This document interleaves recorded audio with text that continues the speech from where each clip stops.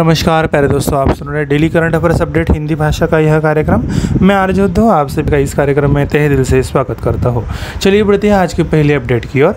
आज की अपडेट है राष्ट्रीय लुप्तप्राय प्रजाति दिवस मई को तीसरा शुक्रवार में 19 मई को मनाया गया। हर साल मई में तीसरे शुक्रवार को राष्ट्रीय लुप्तप्राय प्रजाति दिवस मनाया जाता है और इस साल यह 19 मई को मनाया जाएगा। पशु कल्याण के बारे में चिंताएं 1960 और 1970 के दशक में उठाई गई थी। नतीजतन 28 दिसंबर 1973 को लुप्तप्राय प्रजाति विधिनियम लागू किया गया था। अधिनियम का उद्देश्य वन्यजीव संरक्षण और लुप्तप्राय प्रजातियों की बहाली के महत्व के बारे में जागरूकता प्रदान करता है। लुप्तप्राय प्रजाति अधिनियम की 50वीं वर्षगांठ मनाना इस वर्ष के राष्ट्रीय लुप्तप्राय प्रजाति का दिवस का विषय है।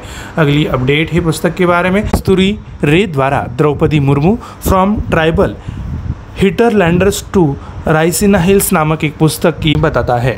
Draupadi Murmu from tribal hinterlands to Raisina Hills नामक पुस्तक एक आदिवासी लड़की की प्रेरणादायक कहानी बताती है, जिसमें शक्ति, दृढ़ संकल्प और दृढ़ता का प्रतीक बनकर बाधाओं को पार किया।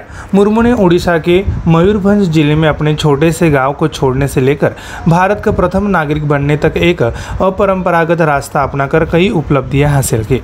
पुस्तक की लेखिका कस्तूरी रे है और साक्षात्कार और विस्तृत विश्लेषण के माध्यम से पत्रकार कस्तूरी रे एक स्कूल और कॉलेज के माध्यम से एक शिक्षक से सामाजिक कार्यकर्ता, पार्षद से मंत्री तक, झारखंड के राज्यपाल के रूप में कार्यभार संभालने से लेकर राष्ट्रपति बनने तक के मुर्मू के जीवन को ट्रैक करती है।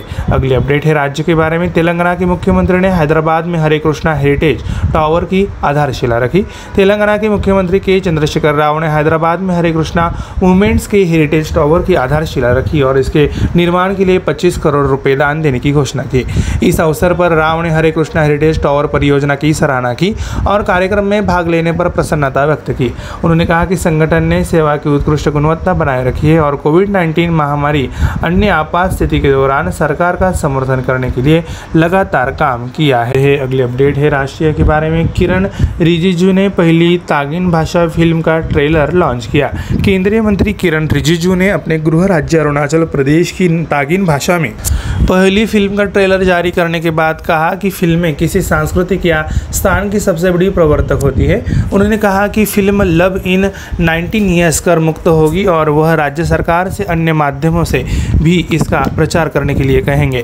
रिजिजू ने लोगों से इसे देखने की अपील करते हुए कहा कि यह फिल्म पूरे देश और दुनिया के सामने तागिन समुदाय की संस्कृति को प्रदर्शित करती है। नेशनल मीडिया सेंटर में आयोजित लॉन्चिंग के दौरान बॉलीवुड में मशहूर प्लेबैक सिंगर मोहित चौहान भी मौजूद थे। अगली अपडेट विज्ञान के बारे में। ISRO यानी इसरो ने अंतरिक्ष विज्ञान और प्रौद्योगिकी जागरूकता प्रशिक्षण कार्यक्रम शुरू किया। भारतीय अंतरिक्ष अनुसंधान संगठन ने अंतरिक्ष विज्ञान और प्रौद्योगिकी जागरूकता प्रशिक्षण नामक एक नए परिचयात्मक स्तर के ऑनलाइन प्रशिक्षण कार्यक्रम की घोषणा की है। स्टार्ट का उद्देश्य भौतिक विज्ञान और प्रौद्योगिकी के स्नातकोत्तर और अंतिम वर्ष के स्नातक छात्रों के लिए है। शैक्षणिक संस्थान जिज्ञासा पोर्टल के माध्यम से 20 मई तक कार्यक्रम के लिए आवेदन जमा कर सकते हैं। कार्यक्रम में खगोल विज्ञान और खगोल भौतिकी, हेलियोफिजिक्स और सूर्य पृथ्वी परस्पर क्रिया, इंस्ट्रूमेंटेशन और वायुविकी सहित अंतरिक्ष विज्ञान की विभिन्न डोमेन शामिल है। अगली अपडेट है रैंक के बारे में। एवरेस्ट वार्षिक ITS रैंकिंग। एक्सेंचर लगातार 7वें वर्ष एवरेस्ट वार्षिक ITS रैंकिंग में सबसे ऊपर रहा। सूचना प्रौद्योगिकी सेवाओं के लिए Everest 2023 peak matrix service provider of the year awards में एक्सेंचर लगातार 7वें वर्ष नंबर 1 स्थान पर है। टाटा कंसल्टेंसी सर्विसेज, कैपेजेमिनी और विप्रो की रैंकिंग क्रमशः 2, 3 और 4 स्थान पर पहुंच गई है। वैश्विक IT शोध फर्म एवरेस्ट ग्रुप द्वारा 2016 में रैंकिंग शुरू करने के बाद से TCS शीर्ष 5 में रही और इस साल यह दूसरे स्थान पर पहुंच गई है। कैपजेमिनी और विप्रो प्रत्येक ने पिछले साल की तुलना में रैंकिंग में 3 स्थानों की छलांग लगाई है।